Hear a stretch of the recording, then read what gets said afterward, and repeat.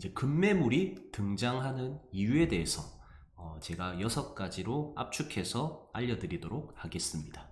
먼저 간단하게 사례 하나만 보면은 이 실제 있었던 사례라고 합니다. 그래서 모 그룹 대기업 회장님께서 내가 들고 있는 본사 건물에 있는 바로 맞은편에 꼬마 빌딩을 사기 위해서 이렇게 건물주와 접촉을 했다고 합니다. 근데 회장이 직접 움직일 수는 없죠. 당연히 담당 변호사가 움직였습니다. 그래서 변호사가 바로 맞은편에 있는 꼬마 빌딩 건물주한테 접근을 했는데 건물주는 굉장히 불쾌했다고 해요. 뭐 내가 죄를 지은 것도 아닌데 건물을 팔아라고 하니까 뭔가 변호사가 오고 불쾌하다. 그래서 직접 회장이 온나 뭐 그런 식으로 이야기를 했다고 합니다. 그런데 이 회장님은 오히려 돈이 많죠. 그래서 더 큰 딜을 했다고 합니다. 뭐 시세가 얼마 되진 않는데 내가 평당 1억을 줄 테니까 팔아라. 그렇게 해서 변호사를 다시 시켜서 보냈습니다.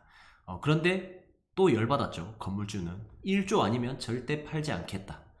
1조가 아니면 절대 팔지 않겠다고 그렇게 이야기를 했다고 합니다. 그래서 여기 회장은 몇 년 좀 시간이 지나서 700억 정도라는 금액으로 다시 한번 딜을 했었는데 건물주가 이렇게 나왔다고 합니다. 나는 죽을 때까지 팔지 않겠다. 정말 단호하게 거부를 했었죠. 그래서 뭐 시간이 지나서 뭐 10년이 흐르고 건물주가 결론은 이제 나이가 좀 많으셔서 세상을 떠났다고 합니다. 그런데 이 건물을 이제 또 자식들한테 상속이 되게 되겠죠. 그런데 이 자식들이 얼마에 팔았는 줄 아십니까? 자식들이 230억에 팔았습니다. 그래서 이제 급매물이 등장하는 이유가 이런 사례도 있구나. 그렇죠. 700억에 딜이 들어왔었는데 훨씬 더 저렴한 230억에 팔았다고 합니다. 굉장히 납득하기 힘들겠지만 이런 사례들이 간혹 있습니다.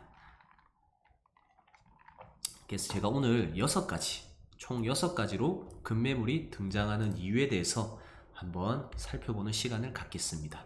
첫 번째는 상속입니다. 이제 방금과 같은 사례이죠.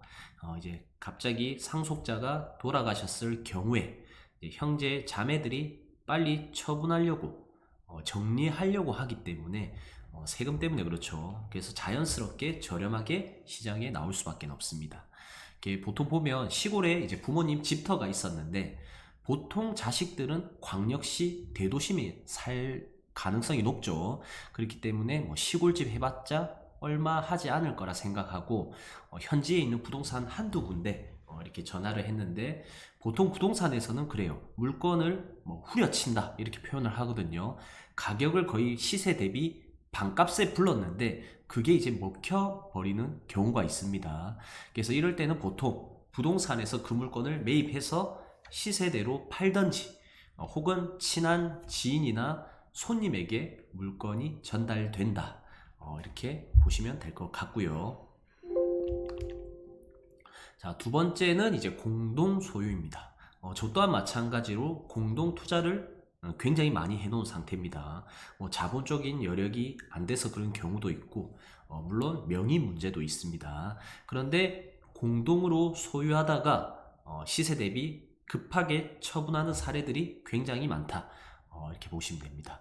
보통 그렇죠. 서로 불신이나 내부 분열로 인해서 처분하는 물건들이 급매물로 굉장히 나옵니다. 그래서 예시로 보면은 공동 투자로 이제 땅을 샀다.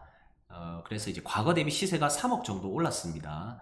그런데 한 명은 갑자기 본인 아파트 분양받은 거 잔금 쳐야 된다고 우리 공동 투자에 들어간 땅을 같이 팔자 계속 불쌍한 척도 하고 이제 공동 투자자들을 좀 괴롭히기 시작하는 거죠. 빨리 팔아야 된다. 빨리 팔자. 막 그런 식으로. 그런데 이제 어쩔 수 없이 공동 투자자들은 이 사이가 나빠지기 싫기 때문에 예를 들어서 시세가 5억이다.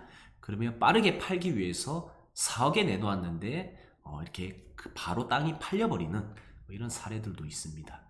그래서 1억 정도의 손해는 아니죠. 시세는 올랐기 때문에 아무튼 시세 대비 1억 정도 저렴하게 내놓아서 빨리 팔리는 그런 효과를 보기 위해서 어쩔 수 없이 급매물로 내놓은 사례가 있다.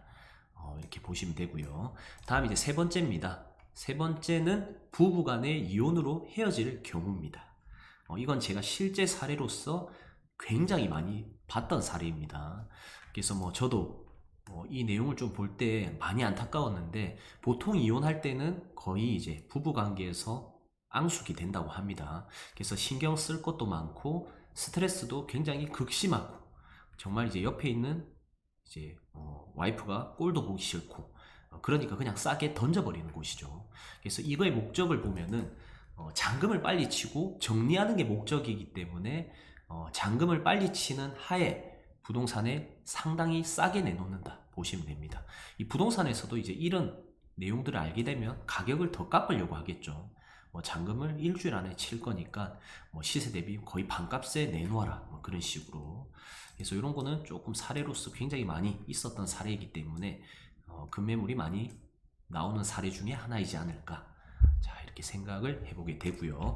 자, 네 번째는 어떻게 보면 당연한 거죠. 경제 사정, 자금 압박으로 인해서 불가피하게 빨리 처분해야 될 경우에 급매가 많이 나온다 보시면 됩니다. 우리 1998년도죠. IMF 때 굉장히 많이 일어난 사례입니다. 이 IMF 때 땅값이 유일하게 떨어졌다고 하거든요.